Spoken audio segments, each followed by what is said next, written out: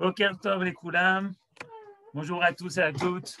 On est très heureux de se retrouver sur l'Ilmod avec Kila de Emunah Shlema. Aujourd'hui, Kaf Aleph Besivan.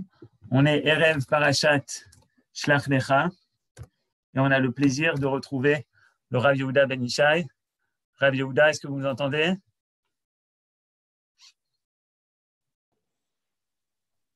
Est-ce que vous m'entendez? Boker Tov.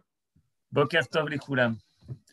Méoulé, alors on salue tous les fidèles de la communauté d'Emunah Shlema, tous les fidèles de l'Ilmod et tous ceux qui nous rejoignent pour la première fois.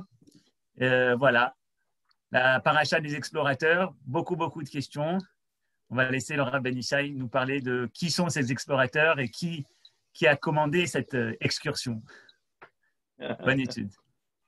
Toda Rabba, merci beaucoup à Yohan et Bruchim Abaim à tous nos participants et participantes en Eretz Israël et à l'étranger, comme d'habitude, qui nous rejoignent chaque vendredi pour ce cours de Parashat HaShavua, qui est une étude de ce que nous dit la Torah et une étude de ce que nous vivons aujourd'hui.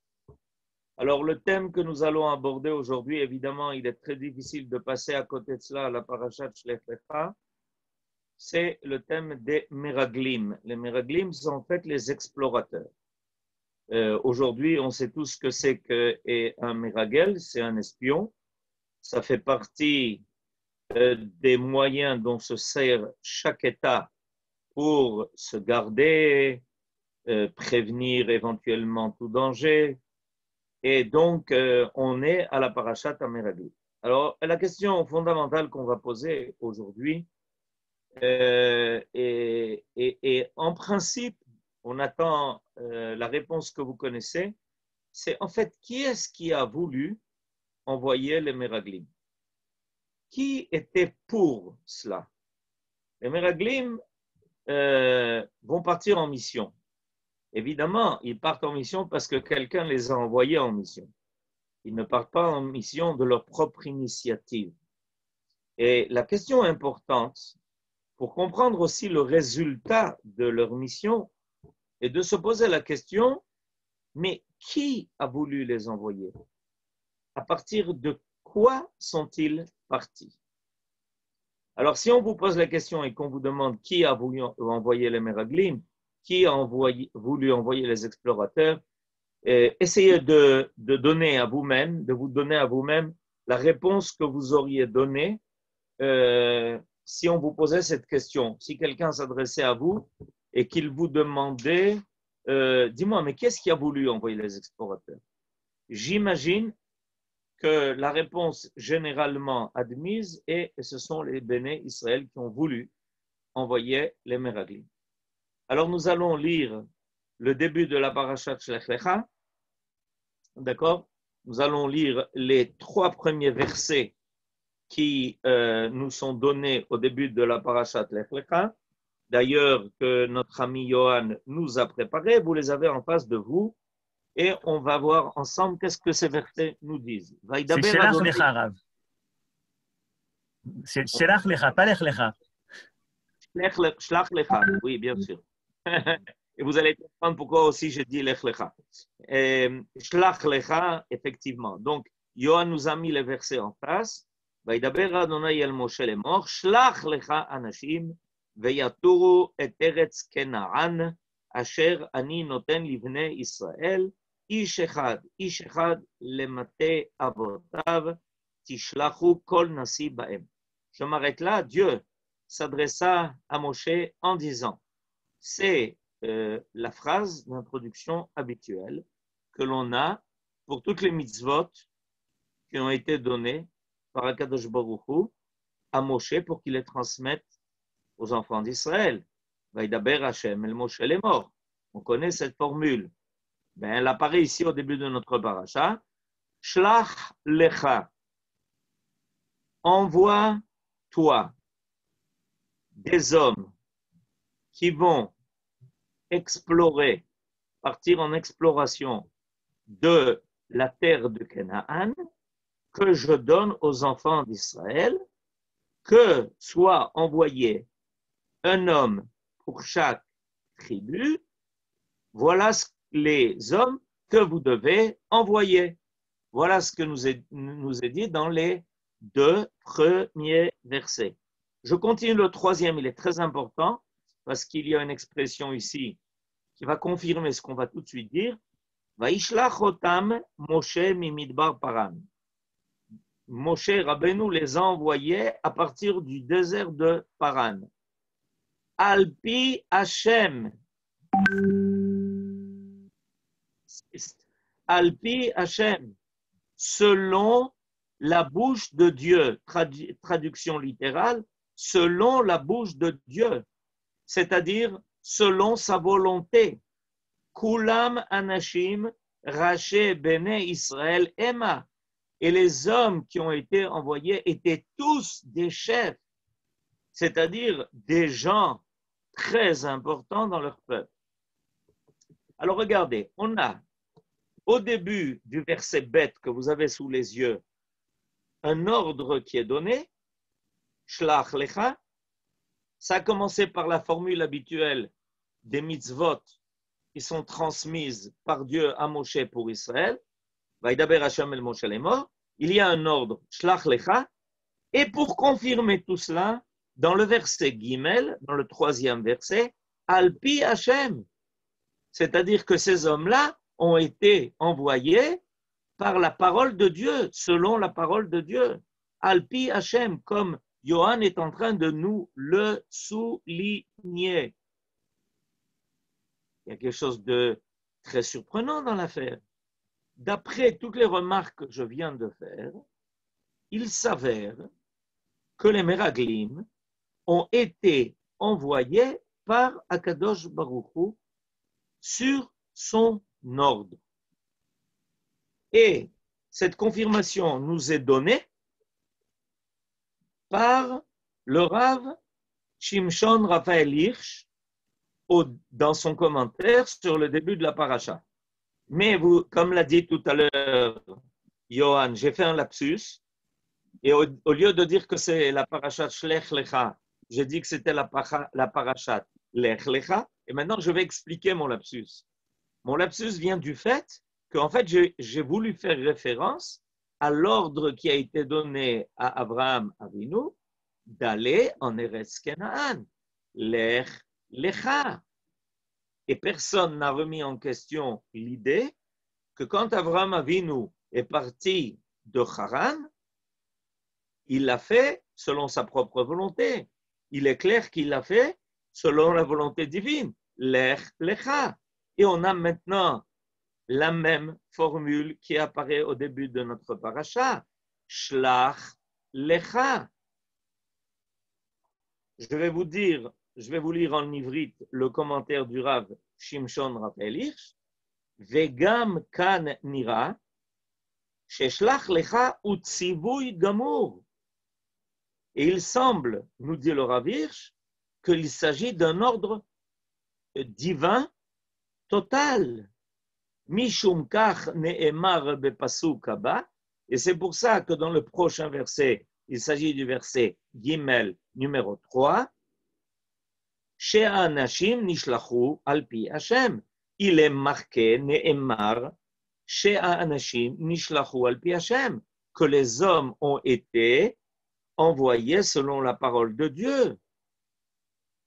Donc, je commence cette étude par une grande surprise, par une idée à laquelle on n'est peut-être pas tellement habitué. Peut-être qu'on nous a habitués à penser tout de suite autrement, que quand les Meraglim, les explorateurs, ont été envoyés, ils n'ont pas été envoyés avec l'accord de Dieu. Plus que cela, qu'ils n'ont pas été envoyés sur l'ordre de Dieu. Mais qu'est-ce que l'on constate? On vient de constater par les remarques sur les expressions employées par la Torah et par ce que nous dit le Rav Hirsch, qu'il s'agit d'un ordre divin. Ah, et la question évidemment se pose. Alors, si c'est un ordre divin, quel était le but de cet ordre-là? parce qu'a priori, Akadosh Baruch Hu connaît la terre de Canaan. Comment se fait-il qu'il ordonne à Moshe Rabbeinu d'envoyer des explorateurs pour voir la terre qu'il va leur donner et promis à leurs ancêtres? Ça, c'est la première question. La deuxième question, et oui, bien sûr, Kol HaKavod, vous allez bientôt d'ailleurs voir les versets. Quelqu'un vient de me faire remarquer que dans la paracha de Dvarim, que nous allons bientôt citer, on va voir peut-être quelque chose qui semble différent. Yofi, ça prouve que vous me suivez si vous faites cette remarque. Alors, je continue. Et la deuxième question qui va apparaître en fonction de ce que je suis en train de dire, c'est une grande surprise. Alors, pourquoi ça n'a pas marché? Si ça vient d'un ordre divin, si Akadosh Baruch Hu veut que l'on envoie des explorateurs, comment se fait-il que ça n'a pas marché?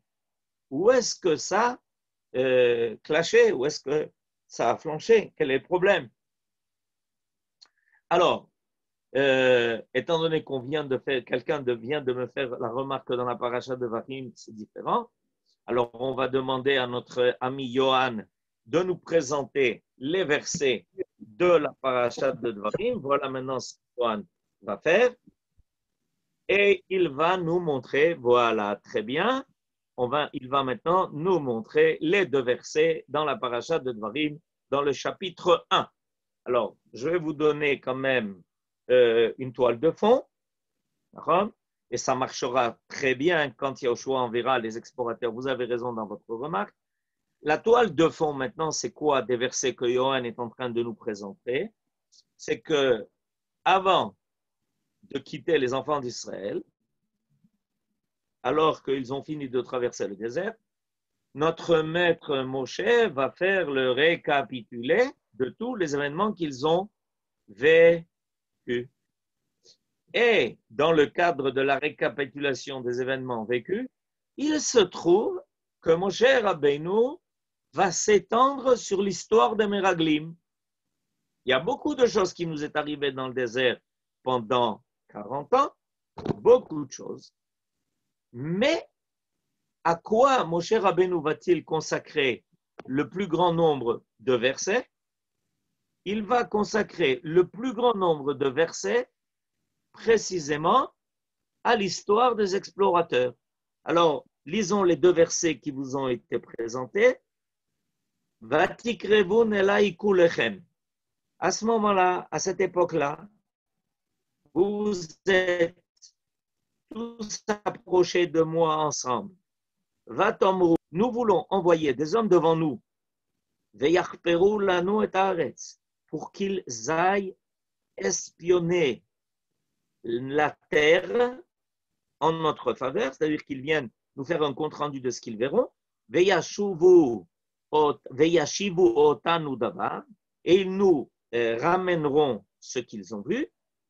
Et aderer asher na'aleba, et ils nous diront quel est le chemin que nous devrons prendre. C'est le but habituel de ceux qui, dans le cadre de l'armée, vont explorer. C'est quoi en général ce qu'ils font? En général, ce qu'ils font, c'est qu'ils cherchent évidemment les bonnes voies et les bons endroits pour pouvoir rentrer, pénétrer. Et les villes que nous allons conquérir, qui nous donnent, donc ils nous dressent en fait des plans avec des cartes. Et je lis le verset Kav Gimel. Vayitav be'enai hadavar. Et Moshe Rabbeinu dit, et ça m'a convenu, ça a trouvé grâce à mes yeux. Va'ekach mikem shne masar anashim, ish echad la shavet. Et à ce moment-là, j'ai pris 12 explorateurs, un par tribu. Récapitulons tout ce que nous venons d'apprendre jusqu'à présent. Selon les versets qui sont au début de notre paracha, la paracha de Shlach, c'est un ordre divin. Selon ce qui est marqué dans le Chumash Dvarim, tout de suite au début, dans le chapitre 1, les versets 22 et 23, ça commence par une demande d'Israël Et Moshe Rabbeinu avoue que ça lui a plu. Vaïtav, pasuk Kav Gimel, vous le voyez sous vos yeux. Vaïtav be'enai adavar. Ça m'a plu. Voilà, c'est souligné maintenant. Alors, là, la question devient importante. Mais alors, tout le monde est dans le coup. Tout le monde voulait.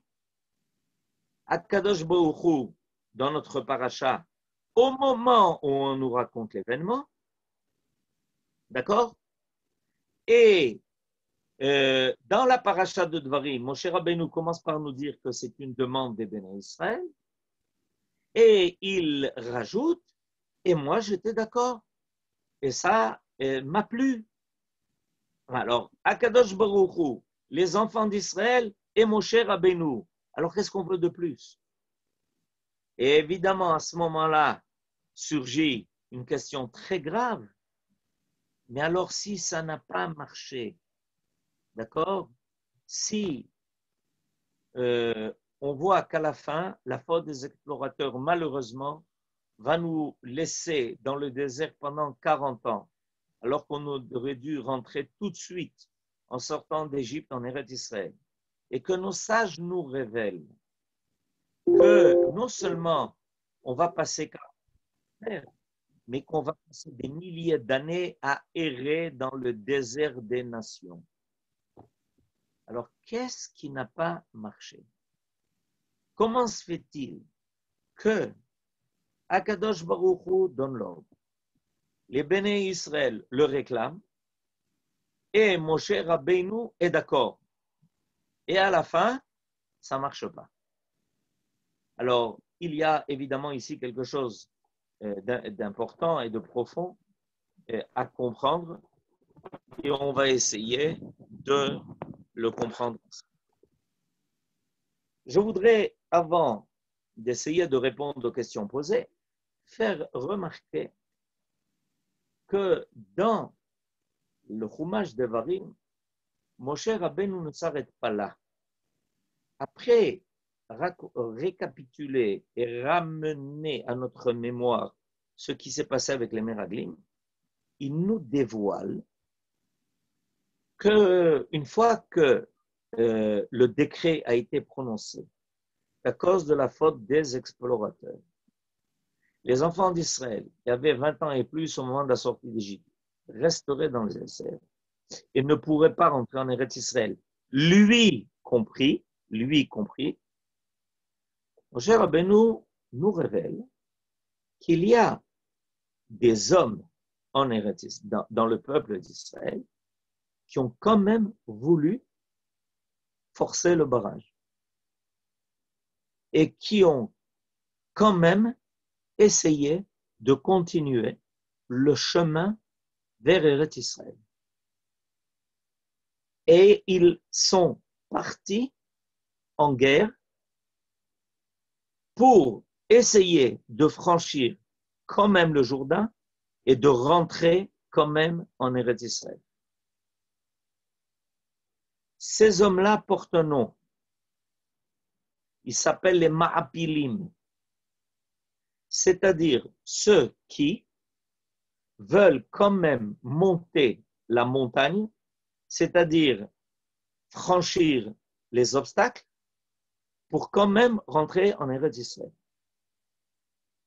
Et ça n'a pas marché. C'est-à-dire qu'ils ont en fait essayé de récupérer la faute qui avait été commise, puisqu'ils ont quand même, malgré qu'ils ont entendu une sentence très grave, qu'ils allaient tous mourir dans le désert, sauf les plus jeunes et l'exception pour certains comme Yehoshua et Caleb, ils ont dit non, alors on s'est trompé, alors on va quand même y aller. Et ça n'a pas marché. Et ça n'a pas marché, ils ont été décimés par leurs ennemis parce que Akadosh Baruch Hu n'acceptait pas qu'ils franchissent quand même le barrage. Mais a priori, ces hommes-là, ils ont quand même voulu prendre une bonne initiative parce qu'ils ont fait un compte très simple. Leur compte était, si on a fauté en dédaignant Eretz Israël. Alors maintenant, on a compris, on s'est trompé, et on fait tchouva, et on va quand même y aller. Et pourtant, Akadosh Baruch Hu n'accepte pas ça. Et je reviendrai là-dessus, parce qu'il y a une très belle remarque, très importante, d'un grand Rav de la Chassidoute, qui s'appelle Rabbi Tzadok HaKohen mi Lublin, et qui a écrit un livre qui s'appelle Tzidkat HaTzadik, et il fait là-bas une remarque extraordinaire que je vous donnerai plus tard. Alors, le Rav Hirsch nous fait remarquer qu'il y a eu une expression dans la demande de Béné Israël qui apparaît dans le Chumash de Dvarim qui a été très problématique. Et cette expression, on peut ne pas y faire attention, mais précisément, c'est là-bas, dans cette expression, que l'on peut déjà déceler quelque chose qui a été une grave erreur de la part des Béné Israël. Il est marqué dans le Chumash Dvarim, selon les versets que l'on a. Voilà, on voit maintenant le verset. Vatikrevun elai kulechem, vatomru, nishlecha anashim lefanenu, veyachperu lanu et haaretz, veyashibu otanu davar. Si on fait attention, dans ce verset, il y a quelque chose de très particulier qui apparaît quand Moshe Rabbeinu nous raconte la demande des Béné Israël d'envoyer des explorateurs. Vatikrevun elai kulechem, vatomru nishlecha anashim lefanenu. Nous voulons que ces hommes-là aillent devant nous. Veyachperu lanu, et qu'ils vérifient, explorent pour nous et haaretz. Veyashibu otanu, et qu'ils nous font un compte rendu à nous.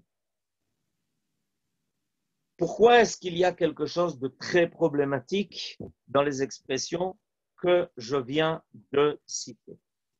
Alors, pour comprendre cela, nous allons remonter bien en arrière. Bien en arrière. Nous allons remonter dans la parashat Bo. La parashat Bo est la parashat de la sortie d'Égypte. Quand les enfants sont sortis d'Égypte. Dans le chapitre 13, Yud Gimel, dans le verset 21, il est marqué comme ça.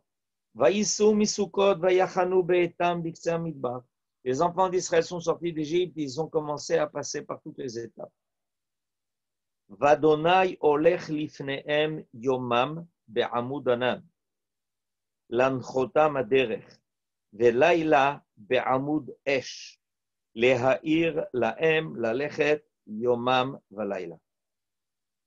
Et Dieu va devant eux le jour par une colonne de nuages pour leur montrer le chemin. Velayla be'amud esh, et la nuit par une colonne de feu pour les éclairer et pour qu'ils puissent circuler de jour comme de nuit. Qu'est-ce que ça veut dire que Dieu va devant eux? Dieu va devant eux. Dieu, c'est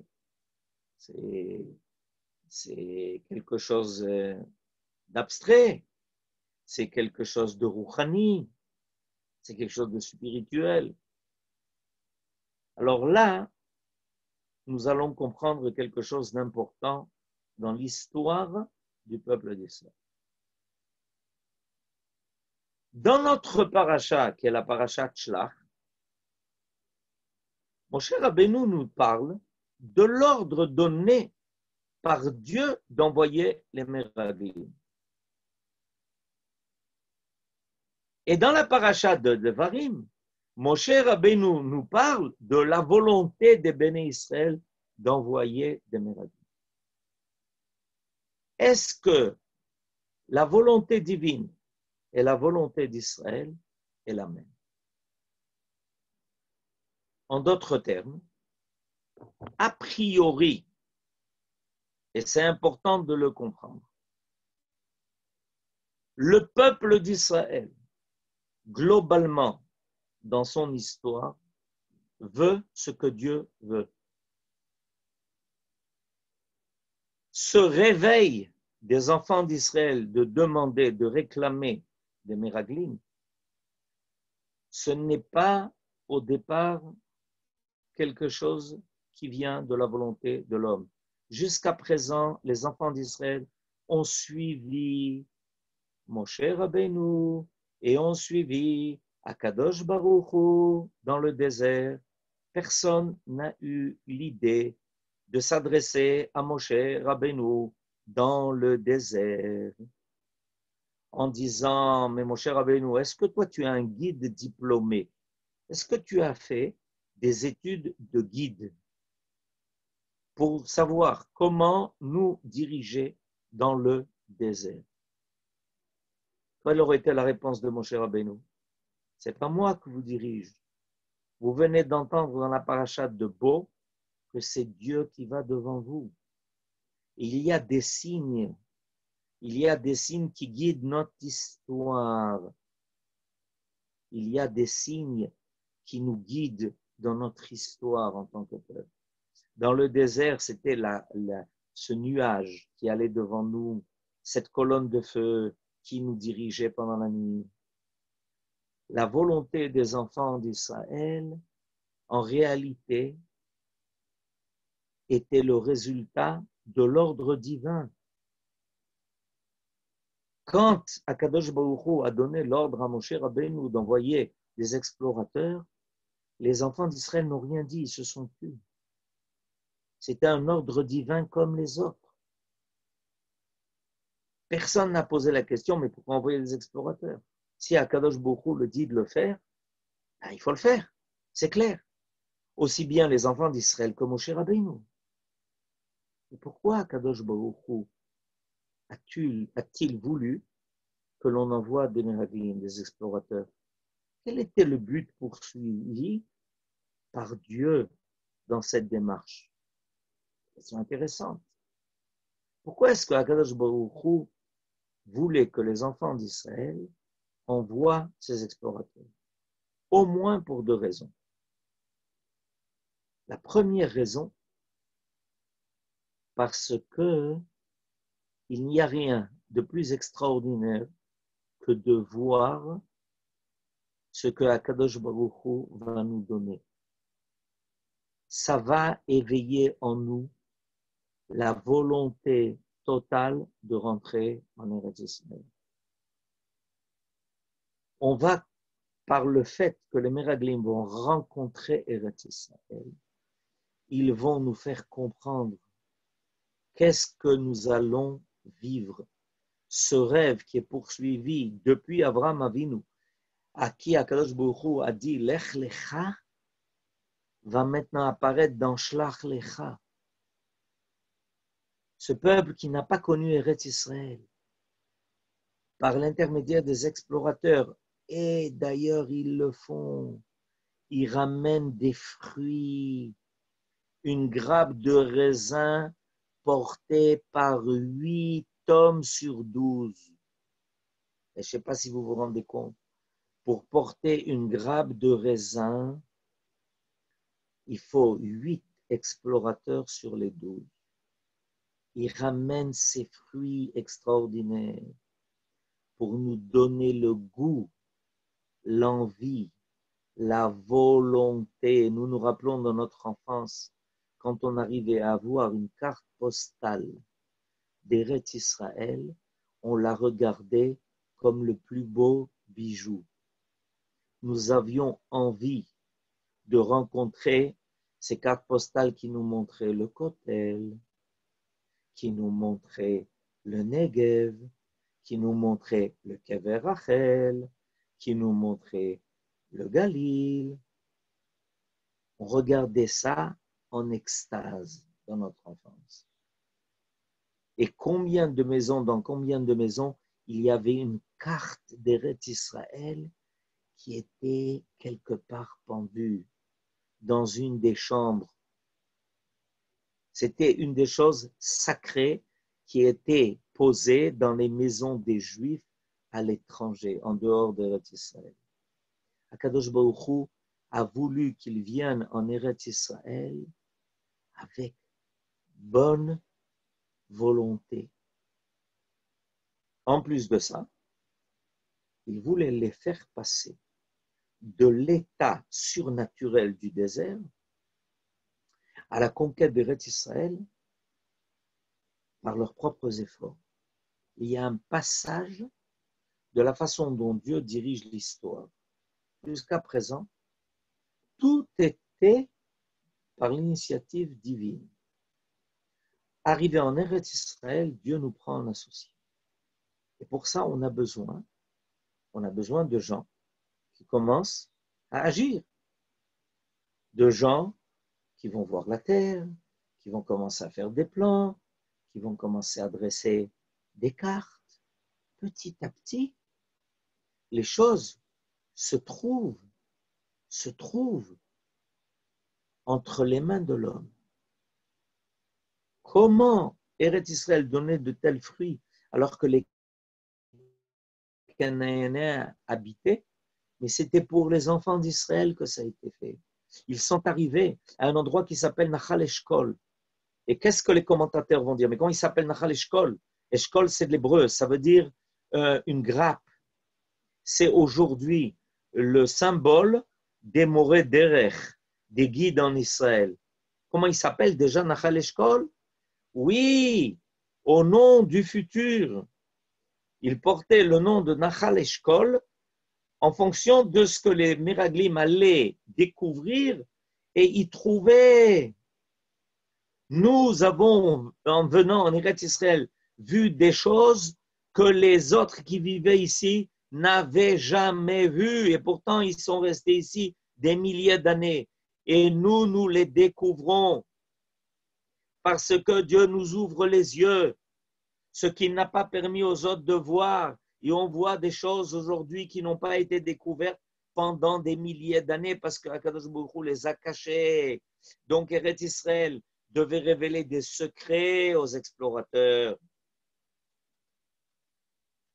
Donc Akadosh Baruch Hu pensait qu'il y avait là une bonne initiative, que les enfants d'Israël aillent rencontrer leur terre, le cadeau, comme quelqu'un qui, avant d'acheter quelque chose, va voir déjà l'objet en vitrine.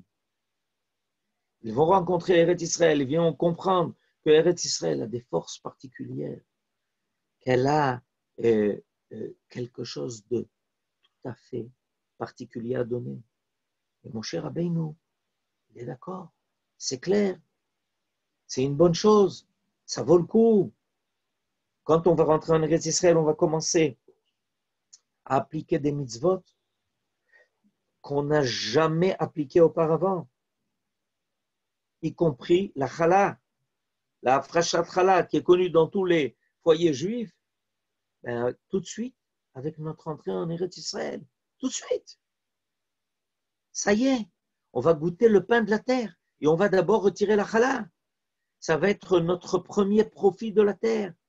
Et on va trouver combien le pain de la terre est bon et combien les fruits d'Eretz Israël sont extraordinaires. Et quand quelqu'un a devant lui toutes sortes de fruits, il est toujours préférable et souhaitable qu'il commence par faire la bracha sur les fruits d'Eretz Israël. Voilà, Shivat Aminim, et cette espèce. Et alors, quel a été le problème? Le problème, c'est que les enfants d'Israël ont décidé que, en réalité, ils rentreraient en Eretz Israël, mais que ça serait des hommes qui seraient à leur tête. Qu'en rentrant en Eretz Israël, ont quitté les miracles, mais ont quitté aussi l'attachement à la providence divine. C'est un danger qui menaçait gravement les enfants d'Israël. Et c'est pour ça qu'ils se sont servis d'une expression qui est devenue tout de suite le véritable problème. Ils ont utilisé comme expression lefanenu. Lefanenu, c'est-à-dire des hommes qui seront à notre tête. Alors que Akadosh Baruch Hu, jusqu'à présent, était à leur tête dans leur désert. À leur tête dans le désert.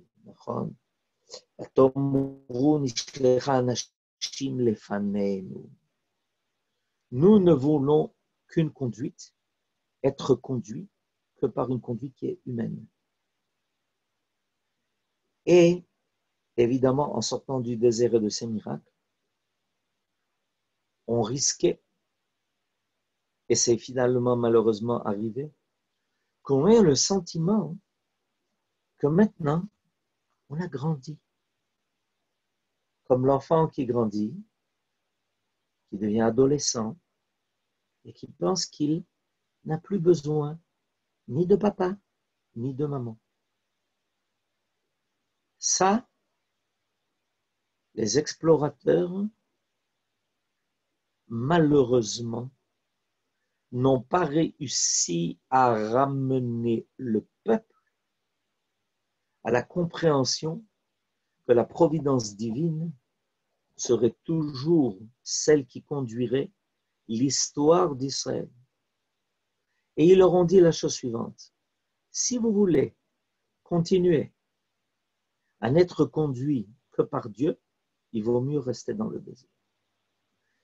Ils leur ont présenté l'histoire d'Israël comme quelque chose de dichotomique. C'est-à-dire, dans le désert, on vit par miracle, c'est la providence de Dieu. En Eretz Israël, on vit par la terre, on vit par les hommes. Et on n'a plus besoin de Dieu. Et les enfants d'Israël devaient réaliser un défi extraordinaire. De vivre en tant que peuple sur leur terre, pas comme les autres peuples, pas comme les autres nations, en agissant comme des hommes, mais en étant inspirés par Dieu, en étant profondément attachés à la volonté de Dieu, en étant toujours attentifs à ce que Dieu attendait de nous. Et ne pas remplacer l'histoire de Dieu par l'histoire des hommes sans la présence de Dieu. Là a été le grave échec. De présenter, et faites attention à cela, seulement deux possibilités. Vivre l'histoire de Dieu par miracle, donc sans les hommes, c'est dans le désert. C'est en dehors d'Eretz Israël. Vivre l'histoire des hommes sans Dieu, c'est en Eretz Israël. Les deux plus graves erreurs qui peuvent guider le peuple. Et à ce moment-là, mon cher Rabbeinu a compris qu'il ne pourrait pas rentrer en Eretz Israël, qu'il ne pourrait pas continuer à conduire ce peuple, parce qu'il voulait maintenant être ne conduit que par des hommes. Et el-khou lefanenu, ce sont des hommes qui nous conduiront. Alors, les enfants d'Israël, quand ils ont entendu le décret, quand ils ont entendu la sentence qu'ils ne pourraient pas rentrer en Eretz Israël, ils ont compris à ce moment-là quelque chose de très grave était arrivé. Que Dieu ne leur permettait pas d'être l'associé qu'ils attendaient d'eux. Dieu ne leur permettrait pas d'être ses associés à lui. Alors ils ont dit, on va quand même forcer le barrage. Mais forcer le barrage à nouveau, c'est une initiative qui n'est qu'humaine. Quand ils ont décidé, finalement, les Mahapilim, de forcer le barrage pour rentrer en Eretz Israël, d'accord? Ils, à nouveau, ont voulu prouver que c'est eux qui décidaient. C'est nous qui avons décidé de rester dans les airs. C'est nous qui décidons de rentrer. Et Akadosh Baruch Hu leur dit non. On est ensemble. C'est moi qui inspire votre histoire. C'est moi qui veux la réussite de votre histoire. C'est moi qui veux un peuple tel que le peuple d'Israël, qui est capable de vivre en Eretz Israël et qui est capable de vivre une vie sur terre, mais qui est inspiré par un idéal divin. Regardez la bracha que l'on fait sur le pain. C'est nous qui travaillons, c'est nous qui labourons, c'est nous qui ensemençons, c'est nous qui faisons la moisson. Et à la fin, quand on va manger le pain, on va dire Baruch ata Hashem, Hamotzi lechem min haaretz. C'est lui qui a fait sortir le pain de la terre, pas nous. Et c'est nous qui avons travaillé. Nachon, en sachant qu'on était l'associé de Dieu. Je vais terminer par la chose extraordinaire que nous dit Rabbi Tzadok HaKohen Milublin dans son livre Tzidkat HaTzadik. Les Mahapilim ont échoué à l'époque de Moshe Rabbeinu, c'est-à-dire leur volonté de récupérer la faute en forçant quand même le bagage pour entrer en Eretz Israël. Akadosh Baruch Hu n'a pas accepté cette tchouva parce qu'elle n'était pas totale, parce qu'elle n'était pas complète. Nous dit Rabbi Tzadok HaKohen Milublin. À la fin des temps, c'est-à-dire à notre génération, les Mahapilim réussiront. Cette volonté de forcer tous les bagages, tous les barrages, et de prendre ces bagages, et de forcer tous les bagages pour quand même rentrer en Eretz Israël, marchera. Parce qu'en réalité, c'est bien Akadosh Baruch Hu qui a voulu cela, qui a bien voulu que l'on vienne en Eretz Israël. Et à la fin des temps, on aura compris. Et c'est pour ça qu'il fait remarquer que dans les versets qui parlent des Mahapilim, il est marqué Vehi lo titzlach. Vehi lo titzlach, ça veut dire elle, cette initiative à l'époque de Moshe Rabbeinu ne réussira pas. Vehi lo titzlach. Elle ne marchera pas. Mais à la fin des temps, titzlach, elle réussira. Et donc à la fin des temps, cette fois-ci, éveillée par la volonté de Dieu de nous ramener à notre terre, et par notre compréhension profonde que cette fois-ci, on n'a pas l'intention d'agir en absence de la providence divine, mais au contraire, avec sa présence, qui nous accompagne dans tout ce que nous faisons, et en le rappelant, et en y croyant, et en le prouvant, Akadosh Baruch Hu, cette fois-ci, nous accompagnera totalement. Et de la même façon qu'il était à notre tête quand on marchait dans le désert, on s'apercevra finalement qu'il était à notre tête. Chaque fois que nous avons franchi un barrage de plus dans la conquête de notre terre, comme on l'a remarqué pendant toutes les étapes de notre retour, depuis notre retour en Eretz Israël. Et Baruch Hashem, à la fin des temps, l'histoire des hommes finit par rejoindre l'histoire de Dieu. Amen, Ken Yehi Ratzon et Shabbat Shalom. Shabbat Shalom, Toda Rav Ben Ishai. Chers amis, restez connectés, on a un petit cadeau pour vous. Et c'est d'autant plus extraordinaire ce Chidouche Rav Ben Ishai, puisque les Maapilim, c'est également le nom des bateaux qui venaient en terre d'Israël. C'est tellement juste. Achon, exactement. Bédiouk, c'est le nom qui a été donné à ceux qui venaient en Eretz Israël. Bédiouk. Qui ont forcé justement, qui ont forcé les barrages, puisque c'était une immigration clandestine de venir. Voilà, vous avez une remarque d'un guide. Shabbat shalom. Shabbat shalom à vous tous. Vous pouvez nous dire par écrit d'où est-ce que vous nous écoutez, de quelle ville, de quelle région, de quel pays. Souhaitez Shabbat shalom au Rav. Et donc le Rav Vanisha, on aura le plaisir de le réécouter lundi matin sur Messilat Yesharim. Moi, j'aurai le plaisir de vous retrouver sur l'Ilmod déjà dimanche pour d'autres cours. Et on finit en musique par un texte du Rav Kook. Je vais vous traduire d'abord les paroles et puis après on pourra écouter cette musique. C'est une musique de Eliezer Shmidov, mais les paroles sont du Rav Kook. Halev mitga'agea achari hasaga shel Eretz Israël. Le cœur se languit, il se languit de la vision spirituelle d'Eretz Israël. Achare ha'emuna shel Eretz Israël, après la emuna d'Eretz Israël. Achare ha'kdusha shel Eretz Israël, après la sainteté d'Eretz Israël. Et aler lifnei Hashem, je passe, je marche face à Dieu, devant Dieu. Be'artzot hachaim, dans la terre de vie. Quelle est cette terre de vie? C'est Zot Eretz Israël, Zo Eretz Achaim. C'est la terre de vie.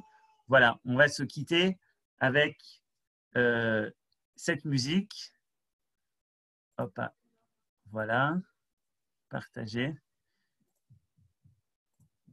Et c'est parti, chers amis.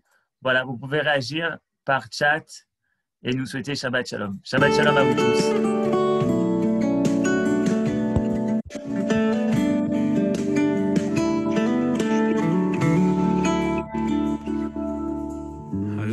מתגעגע אחרי ההשגה של ארץ ישראל, אחרי האמונה של ארץ ישראל, אחרי הקדושה של ארץ ישראל. הלב מתגעגע אחרי ההשגה של ארץ ישראל, אחרי האמונה של ארץ ישראל, אחרי הקדושה של ארץ ישראל. את הלך לפני השם בארצות החיים, זו ארץ ישראל, זו ארץ החיים.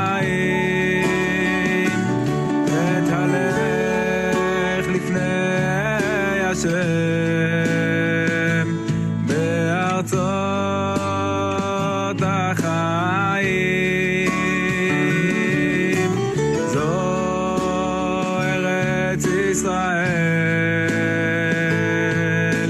זו ארץ החיים.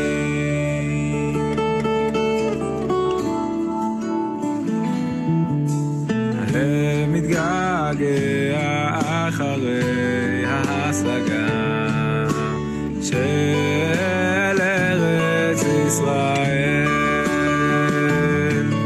אחרי האמונה של ארץ ישראל, אחרי הקדושה של ארץ ישראל. את הלך לפני השם בארצות החיים, זו ארץ ישראל,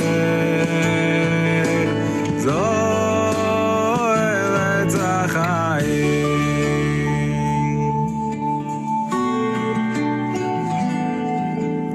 חוס השם,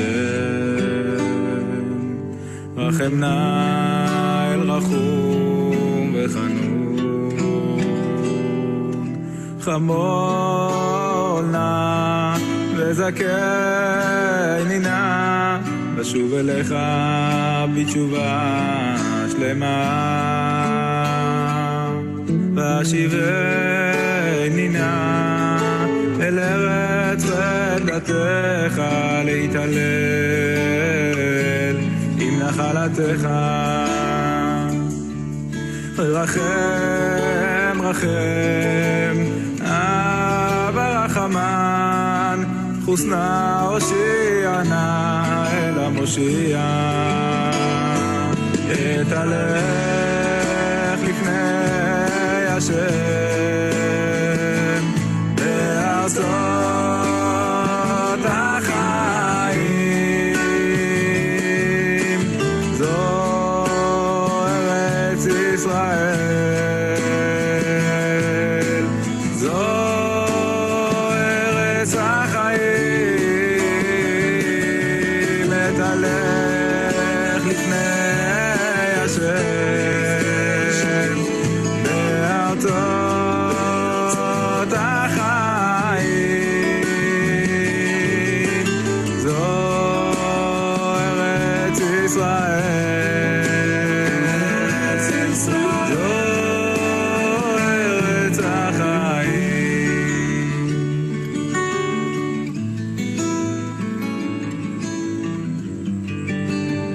ארץ החיים.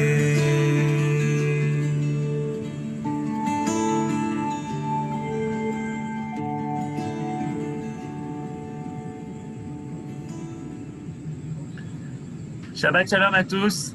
Et on espère que tous ceux qui nous écoutent d'en dehors d'Israël, ils sont mitgagim, ils sont languissent et ils pourront très rapidement reprendre l'avion et me rejoindre ici. Amen. Shabbat shalom. Kol tov. Shabbat shalom. Shabbat Shalom Arav. Shabbat Shalom Likulam.